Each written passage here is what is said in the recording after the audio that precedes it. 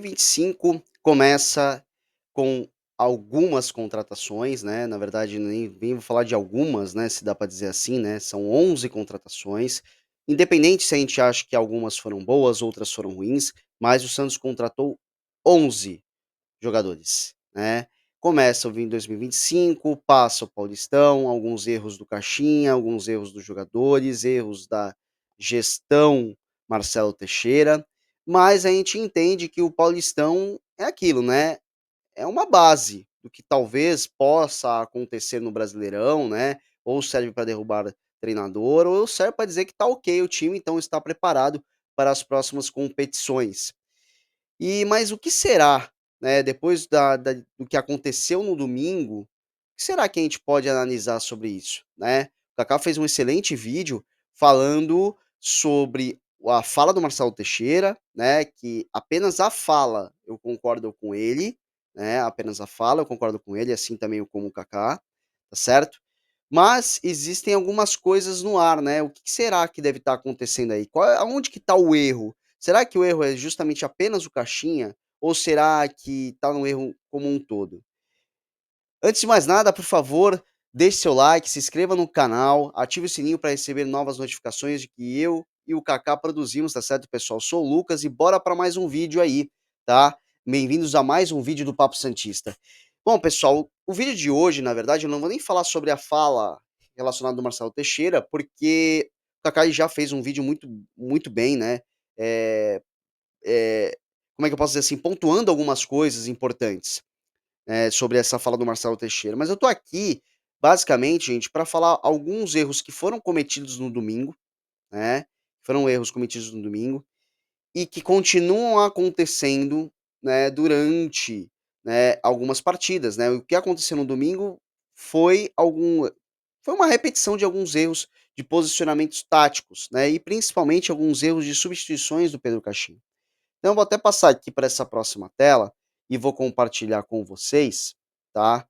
É sempre importante colocar aqui para vocês entenderem o que que eu tô querendo dizer, tá bom? Então vamos lá. Os times que entraram no domingo são esses aí, né? Do Santos, o Brazão, o Gil, Zé Ivaldo, Schmidt, Escobar, Sherman, né? Bom Tempo, Barreal, Guilherme, Tiquinho e Rolheiser, né? Vamos lá. Depois eu vou mostrar como é que pode ser o Santos ideal, que vai ter alguma movimentação aí, alguma modificação que será importante para o restante da temporada. É o seguinte, gente, o Santos começou aqui, não adianta a gente falar que o Santos estava amassando o Vasco, porque isso não estava acontecendo, pelo menos eu não vejo isso, não enxergo isso. Mas o Santos ele estava se posicionando melhor, estava um pouquinho mais calmo que o Vasco, né.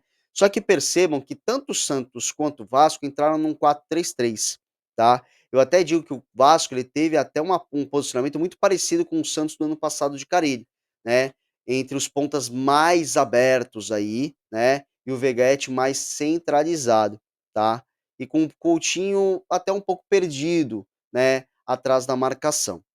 Só que qual é o grande problema? Quando o Santos perdia a bola, quando você perde a bola para um time que tem a mesma formação tática do que você pode acabar perdendo espaço. Então vamos supor o que acontecia muitas vezes, o Schmidt aqui em linha avançada, o Bom Tempo aqui, a bola perde, então o que que acontece?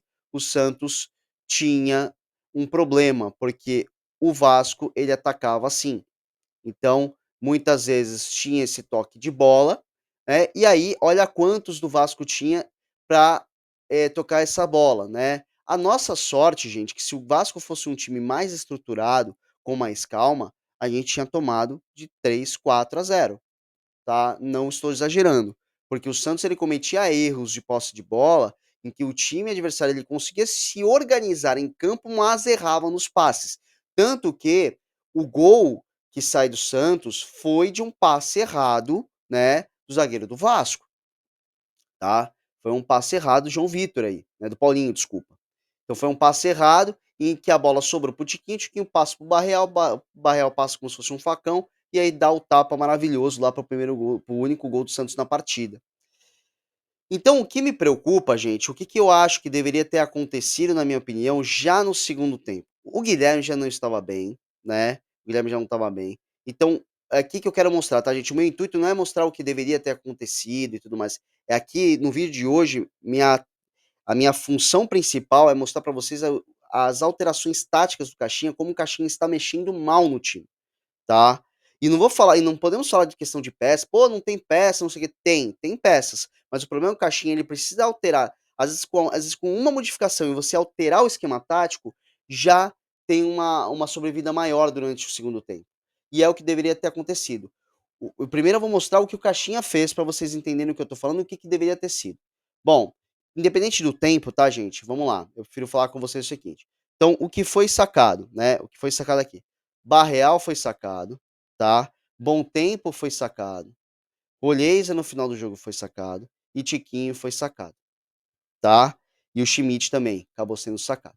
Quem que entrou no lugar? Vamos lá que eu vou procurar aqui, que a gente não tem uma coisa especial aqui.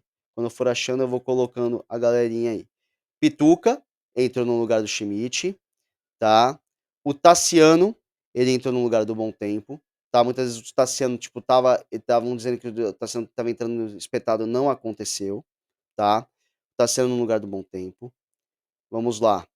Quem mais aqui? Quem mais aqui? Cadê? Gabriel Veron entrou, tá? No lugar do Barreal. O David Washington entrou no lugar do Tiquinho Soares e, por final, o Luca Meireles. Né? Então, 1, 2, 3, 4, 5, 6, 7, 8, 9, 10. Então, ou seja, tá aí. Entrou. Como que o Santos se comportou após todas essas alterações de conjunto? O Santos, ele se comportou basicamente no ataque, gente, e desesperado.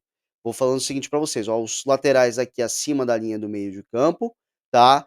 E o Santos, basicamente, ele entrou com um 4-1, né, contando com os laterais, então vamos pensar aqui, ó, 4-1 é que eles estão no ataque, tá? 4-1, contando com o Pituca, e aqui, ó, 4, aqui, ó. Então 4-1, né, com o Pituca aqui segurando, e 4-1. Só que qual é o grande problema, gente? Qual é o grande problema? O que aconteceu com a questão do Santos? O Guilherme foi abandonado aqui na lateral esquerda, né, na ponta esquerda. Quase não participando mais do jogo, estava morto, estava nítido. Ele devia ter sido trocado no início do segundo tempo. Tá no máximo 10 minutos. O que acontece? O Santos ficou totalmente perdido em campo, porque o Tassiano não consegue armar, o Gabriel Veron também nem um pouco, nem conseguia acompanhar. Você dá pra ver que o Gabriel Veron tá até com o estômago alto, né? Então, ou seja, aquela história que ele tá tentando se cuidar e tudo mais. Gente, amistoso é uma coisa, que ele falou, o Gabriel Veron foi muito bem contra o Curitiba, e jogo principal é outra, tá? Você pode falar assim, ah, Lucas, isso é óbvio. Tudo bem, só que a galera às vezes confunde. Caramba, tipo, vamos lá, metemos 4 no Curitiba. Beleza. Só que quando tem que valer, não acontece.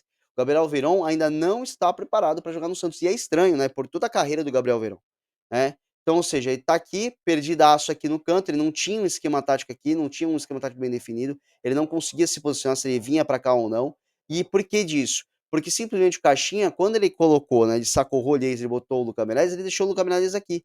Então, o que que acontece? Percebam, o Escobar tinha que tomar conta aqui da lateral, o Guilherme perdido aqui, sem ter, não ter nenhuma funcionalidade já desde os 20 minutos do primeiro tempo, do segundo tempo, desculpa, funcionalidade alguma, tá?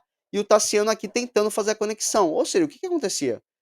Não tinha conexão alguma. Podia ter colocado mais 5 aí, se pudesse. O Santos não ia conseguir, tá? O Santos não ia conseguir, porque o Santos estava perdido. Agora, o que que eu acho que deveria ter acontecido desde o começo?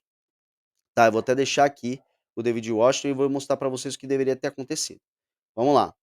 Então, primeiramente, Tiquinho não deveria ter saído. Tiquinho estava muito bem, estava puxando a marcação, tá? Por incrível que pareça, por ser um centroavante, Tiquinho estava puxando a marcação de 2 defensores a todo momento do Vasco. Eles colavam o Tiquinho, tá certo? E eu acredito que isso aí até foi um comando do Carille em si, tá certo? Não ter sacado o Barreal, vamos achar aqui o Barreal, tá? Até peço desculpa se tá demorando um pouquinho, gente, porque realmente não tem problema. Ó, o Rolheiser tá aqui, não deveria ter sacado. Barreal aqui. E aí vamos lá agora, cadê o senhor Schmidt, tá? Vamos lá. Cara, o senhor Schmidt tá aqui. Vamos lá. Então, o que que eu acho que deveria ter acontecido, tá? Então, sacado o Guilherme, ter deixado o David Washington, tá, ter deixado o David Washington, tá faltando um bom tempo, agora que eu percebi. É, gente, pensa que é fácil, não é fácil nenhum. Aqui não é fácil nada. Ó, aqui, ó, então vamos lá. Então o que que eu acho que deveria ter acontecido? David Washington aqui, eu vou até puxar um pouquinho aqui só para vocês entenderem, tá? Um David Washington aqui, um Rolheiser e Barreal aqui, Schmidt mais fixo aqui e o bom tempo desta forma aqui. Por que disso? Você consegue fazer uma triangulação perfeita, podendo o Barreal explorar mais o lado esquerdo do campo, preocupando o lado direito adversário da defesa adversária. Por quê? Você podendo fazer o Barreal esse movimento, você facilita também a entrada, o posicionamento de facão no Escobar, né? Então, isso não aconteceu, né? Poderia ter acontecido. E aí, o que que acontece? O Roleza também podendo fazer isso e deixando o Sherman um pouco mais livre. Porque se o Sherman viesse aqui e tivesse cansado para voltar, o Rodrigues ele podia fazer essa proteção, tá? O Bom Tempo também poderia estar auxiliando aqui com o Barreal fechando aqui. Então isso deveria ter acontecido, gente, tá? Isso que deveria ter acontecido. Então, o caixinha, vocês percebem que às vezes com uma modificação mais básica, com um só, você poderia ter dado um jeito no meio de campo. Lucas, por que que você prefere colocar essa posição do que o caixinha não colocou? Fez a modificação. Porque aqui, gente, perceba, a gente ganha mais gente no meio de campo. A gente ganha mais gente no meio de campo. Se a gente tivesse feito isso logo no início do segundo tempo, tá? Com o Guilherme ter saído, o que acontece? O próprio Cari teria que se preocupar um pouco a mais com a defesa, né? Não teria dificilmente ter saído o gol logo no começo. Talvez o Santos poderia ter partido mais para cima, ter pressionado mais o Vasco, acuasse o Vasco para sua defesa e ter feito mais gols, que eu acho que ia acontecer muito nisso, tá? Porque o David Washington, para mim, tem que acontecer aqui. O David Washington tem que jogar no lugar do Tiquinho. O David Washington ele tem que entrar no lugar do Tiquinho, assim, mas na minha opinião, tá, gente? Que seja, como é que eu posso dizer assim, de último recurso. Tiquinho não tá aguentando mais, saca o Tiquinho e bota o David Washington. Fora isso, tem que estar aqui, tem que estar aqui, tá certo? E agora, vamos lá, Lucas, mas agora para próximas partidas, porque nem sempre você tem como, né? Você nem sempre tem como olhar assim, né? Você verificar de uma forma dessa maneira, porque vai depender da equipe.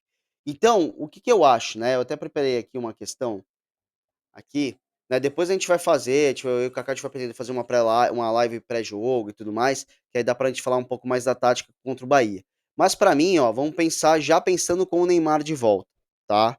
Então, pra mim seria essa a formação ideal, largar esse 4-3-3, você deixa o Schmidt aqui, embora pra mim eu ainda prefiro o Rincon um pouquinho mais, tá? O Santos precisa ir atrás de um volante na janela do mediano urgente, além do lateral direito, ir atrás de um volante rápido, um volante que não deixa, que cola no adversário, tá? O Schmidt não é esse cara, tá? O Bom Tempo aqui, e aí você forma, né, uma espécie de 4-1-4-1, tá? E aí, o que que acontece? Lucas, mas não ficaria mais ou menos a mesma coisa? Não, por quê? Eu tô falando na questão do momento sem bola, porque do momento sem bola, o que que acontece? O Santos teria que recuar aqui, né, formando uma linha de 4, você recuando Schmidt, Bom Tempo, até pode ser lado a lado, não tem problema nenhum, para poder dar encabeceando aqui, tipo, a área, protegendo a cabeça de área. O Rolês, ele precisa melhorar essa volta, tá? Que isso é uma coisa que não foi bem passado, eu acredito, pelo Caixinha. E o Soteldo daqui. Por que isso? Deixando Neymar e Tiquinho à frente. Porque você vai colocar 2 jogadores na frente em que tem um que tem a proteção, que é o Tiquinho, muito bem a proteção, e outro tem um passe muito bom, que é o Neymar. Pode não ter a mesma velocidade que antigamente, mas o Neymar ele é inteligente, podendo abrir Rolheiser e Soteldo abrindo por facão aqui, tá certo? E aí podendo facilitar até mesmo um bom tempo dando proteção ao Neymar, e aí para poder fazer a triangulação, tá? E tendo um avanço mais rápido. Gente, é assim, tá? Muito provavelmente contra o Bahia o Neymar não deve jogar, tá? Deve entrar o Soteldo já tá recuperado. Então acho que aqui deveria ser o Barreal de novo, com o Rolheiser aqui, e Soteldo como titular e sacando o Guilherme. Eu vou na mesma opinião que o Kaká, tá? O Guilherme ele não tá desempenhando um bom futebol, então ele precisa estar no banco, tá bom? Então, o que que eu acho? Que precisa acontecer isso. Em questão de velocidade, gente, em questão do volante, eu não sei se eu tentaria em um jogo colocar o Pituca como primeiro volante, porque para quem não lembra em 2019 ele jogou assim, e foi o melhor tempo do Pituca no Santos. Então talvez colocando um Pituca aqui, né, possa dar uma melhoria, né, de velocidade contra os próprios adversários, mas o Schmidt ele tá jogando relativamente bem, está precisando morder um pouco mais, ter um pouco mais de intensidade, então o Schmidt ficaria aqui. Então acho que o Santos deveria jogar neste formato, tá. Então 4-1-4-1, tá, esticando dessa forma. Então vamos ver, gente, com o que que vai acontecer, né, vou até salvar aqui e fechar, tá, para vocês, parar aqui, estamos por exemplo 15 minutos, quase 16 minutos, é um pouquinho longo, mas eu acredito que seja essa melhor o Caixinha ele precisa pensar melhor, né, nesses movimentos que ele faz, e realmente, se por acaso ele tentar dar mais uma chance, que eu acredito que não deva dar, mas mais uma chance para o Guilherme ele precisa desempenhar um bom futebol e levar perigo para o gol adversário, tá, várias vezes, tá, e ganhar várias bolas, tá, no primeiro tempo de jogo. Se o Guilherme não desempenhar, o Guilherme tem que ser sacado, tá, ele tem que ser sacado, e aí tem que ser colocado o Soteldo no lugar dele, e mandando essa diferença aí num Rollheiser e tudo mais, porque, tipo, o Guilherme estando, talvez o Rollheiser não jogue, tá. E assim, é inadmissível você colocar Luca Meireles na ponta, que não deveria, o Luca Meireles, talvez em última instância ele deveria ser esse que deveria substituir o Tiquinho, tá, o Tiquinho Soares, e o David Washington como segundo atacante, tá. Então, naquele posicionamento, eu acho que seria a melhor coisa para o Santos é jogar desta maneira, tá? Porque ele consegue voltar em bloco, né? Voltar em bloco, deixando só os dois principais jogadores do time, ali, que para mim, na minha opinião, é o Neymar e o Tiquinho, né, no ataque, e depois ele avançar em bloco. Fazendo esse recuo em bloco e avançando em bloco, você dificulta a a ação adversária, tá? Principalmente no toque de bola, num contra-ataque, tentando um contra-ataque mais rápido. Tudo bem, gente? Então é isso, peço desculpas pelo vídeo longo aí, mas era o que eu precisava falar aqui e tentar dar um pouquinho mais de conteúdo para vocês nessa tarde de terça-feira, tá bom, pessoal? Então, por favor, antes de mais nada, né, antes de finalizar o vídeo, deixe seu like, se inscreva no canal, ative o sininho, que assim você recebe notificações dos materiais que eu e o Cacau a gente produz, tá bom? Pessoal, um forte abraço para vocês e até o próximo vídeo.